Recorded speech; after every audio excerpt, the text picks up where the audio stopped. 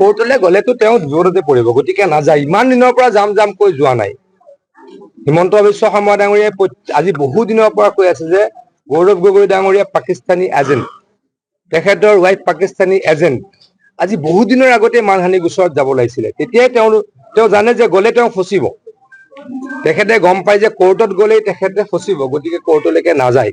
কিন্তু মোৰ তেখেতক এটা প্ৰশ্ন যে তৰুণ গগৈ ডাঙৰীয়াৰ নাতিকেইটাক তেওঁ অন্ততঃ ভাৰতীয় পৰম্পৰালৈকে ঘূৰাই আনক, ভাৰতীয় নাগৰিকত্ব দিয়ক, হিন্দু পৰম্পৰাই ডাঙৰ দীঘল কৰক, আহোম পৰম্পৰাই ডাঙৰ দীঘল কৰক। খ্ৰীষ্টিয়ান হ'লে ভাৰতীয় মানুহৰ মনত আঘাত লাগে, অসমৰ মানুহৰ মনত আঘাত লাগে। খ্ৰীষ্টিয়ান হৈ জন্ম লৈছে আমাৰ ক'ব লগা নাই, কনভাৰ্ট কৰিলে কষ্ট লাগে। তেওঁৰ ল'ৰাটোৰ পাছপৰ্ট, প্ৰথম পাছপৰ্টখনত লেখা আছে হিন্দু, ছেকেণ্ড পাছপৰ্টখনত দেশ লেখা আছে, মানে হিন্দু ধৰ্ম বাদ দিলে। ছোৱালীজনী খ্ৰীষ্টিয়ান হৈয়ে তেওঁ চিনাকি দিছে।